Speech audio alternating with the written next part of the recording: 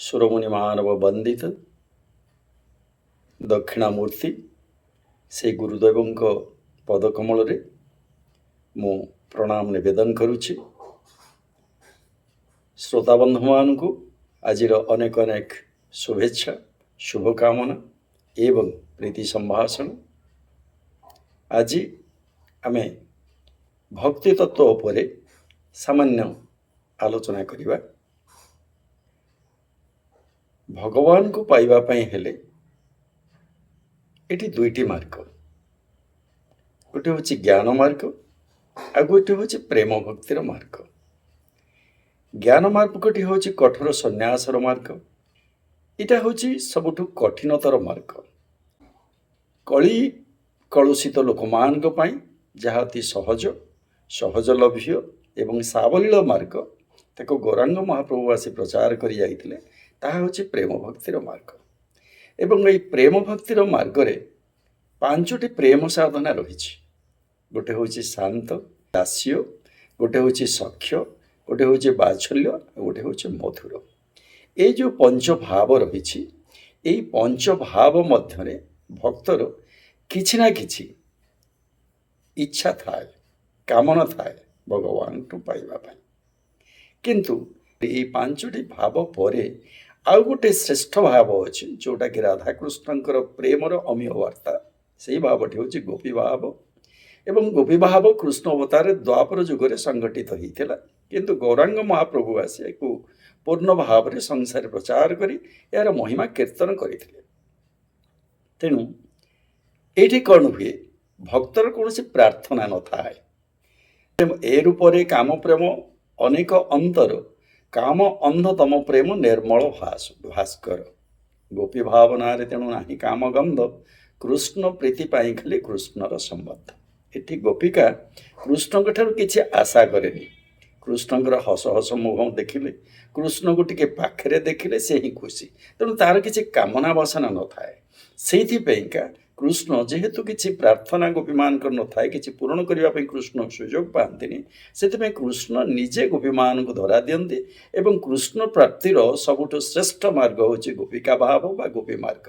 ଏବଂ ରାଧା ହେଉଛନ୍ତି ତାର ଜ୍ୱଳନ୍ତ ଉଦାହରଣ ଏବଂ ଶ୍ରେଷ୍ଠ ଗୋପିକା ଶ୍ରେଷ୍ଠ ରାଧିକା ହେଉଛନ୍ତି ଚରମ ନିଦର୍ଶନ ପ୍ରେମ ଭକ୍ତି ମାର୍ଗର। ବୈଷ୍ଣବ ଶାସ୍ତ୍ରରେ 3ଟି ରତିର କଥା କୁହାଯାଇଥାଏ। ଗୋଟେ ହେଉଛି ସାଧାରଣୀ ରତି, ଗୋଟେ ହେଉଛି ସମଞ୍ଜସା ରତି, ଆଉ ଗୋଟେ ହେଉଛି ସମର୍ଥା ରତି। ରତି ହେଉଛି ସେଇଭଳି ଏକ ଜିନିଷ, ଯେତେବେଳେ ଭକ୍ତିଟା ଟିକେ ଦୃଢ଼ତା ପ୍ରାପ୍ତ ହୁଏ, ସେତେବେଳେ ସେ ରତିରେ ପର୍ଯ୍ୟବସିତା ହୁଏ। ଭଗବାନଙ୍କ ପାଇଁ, ଭଗବାନଙ୍କ ପ୍ରତି ଅନନ୍ୟ ଭଲ ପାଇବା ଅଛି। ତାଙ୍କୁ ଟିକେ ନ ଦେଖିଲେ ମୋତେ ଭଲ ଲାଗେ ନା, ତାଙ୍କ କଥା ଚିନ୍ତା ନ କଲେ ମୋତେ ଭଲ ଲାଗେ ନା। କିନ୍ତୁ ସେ କେମିତି ଅଛନ୍ତି ସେ ବିଷୟରେ ମୁଁ କେବେ ମୁଣ୍ଡ ଖେଳାଏ ନାହିଁ। ତେଣୁ ଏଇ ଯେଉଁ ଟାଇପ୍ର ଭକ୍ତି, ସବୁବେଳେ ଠାକୁରଙ୍କୁ ପ୍ରଣାମ କରିବା, ଠାକୁରଙ୍କ କଥା କହିବା, କିନ୍ତୁ ଠାକୁର କେମିତି ଅଛନ୍ତି ଏବଂ ଠାକୁର ସମ୍ପୂର୍ଣ୍ଣ ଭାବରେ ଆମ ସାଙ୍ଗରେ ଅଛନ୍ତି, ସ୍ଥୂଳ ଭାବରେ ଆମ ସାଙ୍ଗରେ ଅଛନ୍ତି, ଏଇ ଭାବନା ସେତେବେଳେ ନଥାଏ। ଏବଂ ଭକ୍ତ ସେ ସମୟରେ ଏ କଥାକୁ ଦେଖେନି, କେବଳ ତାଙ୍କୁ ଭଲ ପାଏ। ଆଉ ସେ ଚିନ୍ତା କେହି କରିପାରେନି ଯେ ଠାକୁର କେମିତି ଅଛନ୍ତି। ଏଇଟା ହେଉଛି ସାଧାରଣ ରତି। ଦ୍ୱିତୀୟଟି ହେଲା ସମଞ୍ଜସା ରତି। ସମଞ୍ଜସା ରତିରେ କ'ଣ ହୁଏ, ଭକ୍ତ ଏଇଭଳି ଅବସ୍ଥାରେ ନିଜକୁ ଭଲରେ ରଖେ ଏବଂ ଭଗବାନଙ୍କୁ ଭଲରେ ରଖେ। ସେ ଭଗବାନଙ୍କ କଥା ବୁଝେ ଏବଂ ନିଜ କଥା ବୁଝେ। କେବଳ ଭଗବାନଙ୍କ କଥା ବୁଝି ନିଜ କଥା ଭୁଲିଯାଏ ନା, ନିଜକୁ ଭଲରେ ରଖିବ ଏବଂ ଭଗବାନଙ୍କୁ ବି ଭଲରେ ରଖିବ। ଏଇଟାକୁ ସମଞ୍ଜସା ରତି କହନ୍ତି। କିନ୍ତୁ ସମର୍ଥା ରତି ହେଉଛି ଗୋଟେ ଏଭଳି ରତି, ଏଭଳି ଷ୍ଟେଜ୍, ଗୋପିକାନିଷ୍ଠ ସମର୍ଥା ରତି ବୋଲି ଏହାକୁ କୁହାଯାଏ। ଏଇ ଷ୍ଟେଜ୍ରେ, ଏଇ ସମର୍ଥା ରତିରେ ଭକ୍ତ କ'ଣ କରେ ନା, ସବୁ ପ୍ରକାର ସୁବିଧାରେ ପଡ଼ି, ସବୁ ବାଧାବିଘ୍ନର ସମ୍ମୁଖୀନ ହୋଇ, ସମସ୍ତ ପ୍ରକାର ବିଘ୍ନକୁ ଗଳାର ମାଳି କରି ନେଇ ଭଗବାନଙ୍କୁ ଭଲ ପାଏ ଏବଂ ତାର ଜୀବନକୁ ସମ୍ପୂର୍ଣ୍ଣ ବିପଦାପନ୍ନ କରି ଭଗବାନଙ୍କୁ ଖୁସିରେ ରଖିବା ପାଇଁ ଚେଷ୍ଟା କରେ। ତେଣୁ ଗୋପୀ ଭାବ ବା ରାଧା ଭାବ ହେଉଛି ଶ୍ରେଷ୍ଠ। ତେଣୁ ମୋର ଯାହା ହେଉଛି ହଉ, ସେଇଥିରେ ମୋର କିଛି ଚିନ୍ତା ନାହିଁ। ହେ ଦୟାମୟ, ତୁମେ ହିଁ ଭଲରେ ଥାଅ, ତୁମେ ଭଲରେ ଥିଲେ ମୁଁ ଖୁସି ହୁଏ। ଏଇ କଥାଟା ଗୋଟେ ଛୋଟ ଆଖ୍ୟାନ କହିକରି ଆମେ ଆଜିର ଆଲୋଚନାକୁ ବନ୍ଦ କରିବା।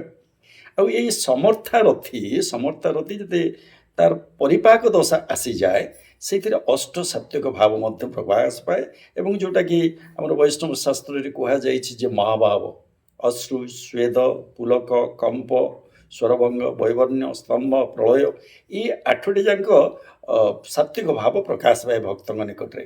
ହଠାତ୍ ଚାହିଁଥିବେ କମ୍ବ ହେଇକରି ଠିଆ ହେଇଥିବେ, ଅଶ୍ରୁ ମାନେ ଗଦଗଦ ହେଇ ଅଶ୍ରୁ ବୋହି ଯାଉଥିବ, ଶରୀର ରୋମାଞ୍ଚିତ ହେଇଯାଇଥିବ, ଏଭଳି ଅଷ୍ଟ ସାତ୍ତ୍ୱିକ ଭାବ ପ୍ରକାଶିତ ହୁଏ। ତେଣୁ ଇଏ ହେଉଛି ସମର୍ଥାରତିର ଚରମ ଅବସ୍ଥା ବା ମହାଭାବ ଅବସ୍ଥା। ତ ସମର୍ଥାରତିର ଚରମ ପ୍ରକାର ନିଦର୍ଶନ ଥିଲେ ରାଧାରାଣୀ। ସେଇ ବିଷୟରେ ଗୋଟେ ଷ୍ଟୋରିଟେ କହି ଆଜିର ଆଲୋଚନା ଏଠୁ ସାରିବା। କଥା ହେଉଛି ନାରଦ ସବୁବେଳେ ଭାବନ୍ତି ଯେ ସିଏ ହେଉଛନ୍ତି ଭଗବାନଙ୍କର ସବୁଠୁ ଶ୍ରେଷ୍ଠ ଭକ୍ତ, କାରଣ ସେ ସବୁବେଳେ ଭଗବାନଙ୍କର ନାମ ନିଅନ୍ତି। କିନ୍ତୁ ରାଧାଙ୍କ ବିଷୟରେ ସେ ବହୁତ କଥା ଭଗବାନ କୃଷ୍ଣଙ୍କଠୁ ଶୁଣନ୍ତି ଏବଂ ତାଙ୍କର ମନେ ରହେ, ମନରେ ଆସେ ଯେ ରାଧା ହେଉଛନ୍ତି ତାଙ୍କର ପ୍ରତିଦ୍ୱନ୍ଦ୍ୱୀ। ବୋଧେ ଭଗବାନ କହୁଛନ୍ତି ରାଧା ହିଁ ତାଙ୍କର ସବୁଠୁ ଶ୍ରେଷ୍ଠ ଭକ୍ତ। ତେଣୁ ମନ ଭିତରେ ତାଙ୍କର ଏହି ଅହଙ୍କାର ଥାଏ। ହଠାତ୍ ଦିନେ ନାରଦ ଯେତେବେଳେ ଦ୍ୱାରକାରେ ପହଞ୍ଚିଲେ, ଭଗବାନ କୃଷ୍ଣଙ୍କୁ 2-3 ଦିନ ହେଲେ ପ୍ରବଳ ଜ୍ୱର ହେଇଛି। ତ ନାରଦ ପଚାରିଲେ, ପ୍ରଭୁ ଆପଣଙ୍କୁ କେମିତି ଏମିତି ଜ୍ୱର ହେଇଛି, ଭଲ ହେଉନି?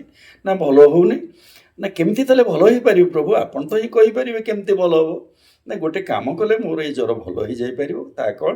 ନା ମୋର ଯଦି କେହି ପରମ ଭକ୍ତ ଥିବେ, ସେ ନିଜକୁ ଭାବୁଥିବେ ସେ ମୋର ଅନନ୍ୟ ଭକ୍ତ, ସେଇଭଳି ଭକ୍ତଙ୍କ ନିକଟରୁ ତାଙ୍କର ପାଦ ଧୂଳି ଆଣି ମୋ ଉପରେ ଯଦି ଛିଞ୍ଚି ଦେବ, ତାହେଲେ ମୋର ସମ୍ପୂର୍ଣ୍ଣ ଭାବରେ ଜ୍ୱର ଭଲ ହେଇଯିବ। ତ ସାଙ୍ଗେ ସାଙ୍ଗେ ନାରଦ ଭାବୁ, ଏଇ କ'ଣ ସମ୍ଭବ? ମୁଁ ମୋ ପାଦ ଧୂଳି ଦେଇକରି ଭଗବାନ କୃଷ୍ଣଙ୍କ ଉପରେ ଯାଇ ଛିଞ୍ଚା ହେବ ମୋ ପାଦ ଧୂଳି? ମୁଁ ଏଭଳି ଘୃଣ୍ୟ କାମ, ଏଭଳି ଖରାପ କାମ ମୁଁ କରିପାରିବିନି।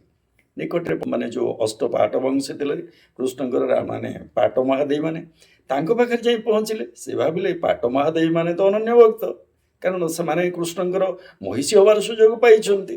ତେଣୁ ସେ ତାଙ୍କୁ ଯାଇ କହିଲେ, ପ୍ରଭୁ କହିଲେ ଯେ ଆପଣମାନଙ୍କ ଭିତରୁ କିଏ ଯଦି ପାଦ ଧୂଳି ଦେବେ, ତାହେଲେ କୃଷ୍ଣଙ୍କ ଉପରେ ଛିଞ୍ଚି ଦେଲେ ତାଙ୍କର ଜ୍ୱର ଭଲ ହେଇଯିବ। ଠାକୁର ଭଗବାନ ବହୁତ କଷ୍ଟ ପାଉଛନ୍ତି। ସେମାନେ ଭାବିଲେ କେଡ଼େ ବଡ଼ କଥା, ଆମେ ପାଦ ଧୂଳି ଦେବୁ, ଆମ ବରଙ୍କ ଉପରେ ସବୁ ଛିଞ୍ଚା ହେବ, ଆମେ ସବୁ ଅନନ୍ତ ନର୍କରେ ପଡ଼ିବୁ। ଆମେ ଏକଥା କେବେ କରିପାରିବୁନି। ଏବଂ ସେମାନେ ମଧ୍ୟ କେହି ପାଦ ଧୂଳି ଦେଲେ ନାହିଁ। ଅଗତ୍ୟା ବହୁତ ଭକ୍ତଙ୍କ ନିକଟକୁ ଗଲେ। ଯାଇସାରିଲା ପରେ କେହି ବି ଜଣେ ଭକ୍ତ ପାଦ ଧୂଳି ଦେବା ପାଇଁ ଭଗବାନଙ୍କୁ ରାଜି ହେଲେନି। ତାପରେ ନାରଦ ଭାବିଲେ, ଆରେ ରାଧାଙ୍କ ବିଷୟରେ ତ କୃଷ୍ଣ ବହୁତ ଥର କୁହନ୍ତି, ସିଏ ତ ମୋର ପ୍ରତିଦ୍ୱନ୍ଦ୍ୱୀ ବୋଲି ମୁଁ ଭାବେ। ଦେଖେ ରାଧାଙ୍କ ପାଖକୁ ଯାଏ। ଯେବେଠୁ ମଥୁରା ଏବଂ ଦ୍ୱାରକା ଚାଲି ଯାଇଛନ୍ତି ଭଗବାନ କୃଷ୍ଣ ଆଉ ଗୋପକୁ ଫେରି ନାହାନ୍ତି, ସେଇଦିନଠୁ ବହୁତ ବିମର୍ଷରେ, ବହୁତ ଦୁଃଖ ଆନତା ହେଇକିରି ରାଧା ଅଛନ୍ତି। ମନରେ ସୁଖ ନାହିଁ, ସରସତା ନାହିଁ, କିଛି ନାହିଁ, ମୁଣ୍ଡ କୁଣ୍ଡା ନାହିଁ, କିଛି ନାହିଁ, ଆଲୁଳାୟିତ କୁନ୍ତଳା ହେଇ ବସିଛନ୍ତି। ବୟସର ଅପରାହ୍ନରେ ସେତେବେଳେ ନାରଦ ଯାଇ ପହଞ୍ଚିଲା ପରେ ନାରଦଙ୍କୁ ଦେଖି ପଚାରିଲେ, ଆଚ୍ଛା ମୋର କାହ୍ନୁ କେମିତି ଅଛନ୍ତି? ସେ ତ ଭଗବାନ କୃଷ୍ଣ ବୋଲି କହନ୍ତିନି, ସେ କହନ୍ତି ମୋ କାହ୍ନୁ କେମିତି ଅଛନ୍ତି? ନା ତାଙ୍କୁ ପ୍ରବଳ ଜ୍ୱର ହେଇଛି। ନା କ'ଣ କଲେ ନାରଦ ତାଙ୍କର ଜ୍ୱର ଭଲ ହେଇପାରିବ? ନା ତାଙ୍କର ଯଦି କିଏ ଶୁଦ୍ଧା ଭକ୍ତ ଥାଏ, ସେ ଯଦି ତାର ପାଦ ଧୂଳି ଦିଅନ୍ତି, ସେ ପାଦ ଧୂଳିକି ଛିଞ୍ଚି ଦେଲେ ତାଙ୍କ ଉପରେ ସେ ସମ୍ପୂର୍ଣ୍ଣ ସୁସ୍ଥ ହେଇଯିବେ ବୋଲିକରି ଭଗବାନ କହିଛନ୍ତି। ମୁଁ ସେଇଭଳି ଜଣେ ଭକ୍ତଙ୍କୁ ଖୋଜୁଛି, କିନ୍ତୁ 14 ବ୍ରହ୍ମାଣ୍ଡ ବୁଲି ଆସିଲେଣି, କିନ୍ତୁ ସେଭଳି ଜଣେ ଭକ୍ତଙ୍କୁ ମୁଁ ପାଉନି। ରାଧା କହିଲେ, ମୁଁ ତ କାୟ ମନୋବାକ୍ୟରେ କୃଷ୍ଣଙ୍କୁ ଭଲ ପାଇବା ଛଡ଼ା ଆଉ କାହାକୁ ଜୀବନରେ ଭଲ ପାଇନି। ମୁଁ ହିଁ ପ୍ରଥମ ଭକ୍ତ ନିଶ୍ଚୟ ହେଇଥିବି। କହିଲେ ନାରଦ, ମୋ ଗୋଟେ ଯେତେ ଧୂଳି ଅଛି ଝାଡ଼ି ଝୁଡ଼ି ନେଇଯାଅ। ଅନନ୍ତ କାଳ ମଧ୍ୟ ପଡ଼ି ରୌ ନର୍କରେ ଘାଣ୍ଟି ହୁଏ। ମୋର ଯେତେ ଯାତନା ହଉ, ଯେତେ କଷ୍ଟ ହଉ, ମୋର ଯାହା ହବାର ହଉ, ମୋ କୃଷ୍ଣ ଭଲ ହେଇଯାଆନ୍ତୁ। ଏବଂ ସେ ଧୂଳିକୁ ଦେଲେ, ନାରଦ ସେ ଧୂଳି ନେଲେ, ଭଗବାନଙ୍କ ଉପରେ ଛିଞ୍ଚି ଦେଲେ। ତେଣୁ ତାପରେ ଭଗବାନ ଭଲ ହେଇଗଲେ। ସେଥିପାଇଁ ତ ଗୀତ ଗୋବିନ୍ଦେ ଦେହି ପଦ ପଲ୍ଲବ ମୁଦାରମକୁ ଭଗବାନ କୃଷ୍ଣ ମଧ୍ୟ ଆକ୍ସେପ୍ଟ କରିଥିଲେ। ଯେ ଜୟଦେବ କଥା ଲେଖିଦେଲେ ଯେ ତାଙ୍କର ପାଦମ ମଥାରେ ଏ କଥାକୁ ଭଗବାନ ମଧ୍ୟ ଗ୍ରହଣ କରି ନେଇଥିଲେ ଗୀତ ଗୋବିନ୍ଦରେ। ତେଣୁ ଏଇଭଳି ଭାବରେ ଆମେ ଯଦି ତାଙ୍କୁ ଭଲ ପାଇବା, ସେ ଆମକୁ କିଛି ମିଳିବ, ଆମର କିଛି ହବ। ଏଥିପାଇଁ ଆମେ ଭଗବାନଙ୍କୁ ଭଲ ନ ପାଇଲେ, ଶୁଦ୍ଧ ଭକ୍ତିରେ କେବଳ ଯଦି ଆମେ ତାଙ୍କୁ ଭଗବାନଙ୍କୁ ଭଲ ପାଇପାରିବା, ତାହେଲେ ଆମର ପ୍ରାର୍ଥନା କିଛି ନଥିଲେ ସିଏ ଆଉ ସୁଯୋଗ ପାଇବେନି ଆମର ପ୍ରାର୍ଥନା ପୂରଣ କରି ଆମ ଭକ୍ତିର ପ୍ରତିଦାନ ବା ପ୍ରେମର ପ୍ରତିଦାନ ଦେଇଦେବା ପାଇଁ। ଯଦି ଆମର ଶୁଦ୍ଧା ଭକ୍ତି ଏଇଭଳି ହେଇଥାଏ, ତାହେଲେ ତାଙ୍କର ଯେହେତୁ ଆଉ ସେ ତ କିଛି ନା କିଛି ଭକ୍ତକୁ ଦେବେ, କିନ୍ତୁ ତାଙ୍କର ଆଉ ଯେତେବେଳେ ସୁଯୋଗ କିଛି ନାହିଁ ଭକ୍ତକୁ ପ୍ରଦାନ କରିବା ପାଇଁ, ସେ ନିଜକୁ ହିଁ ପ୍ରଦାନ କରନ୍ତି।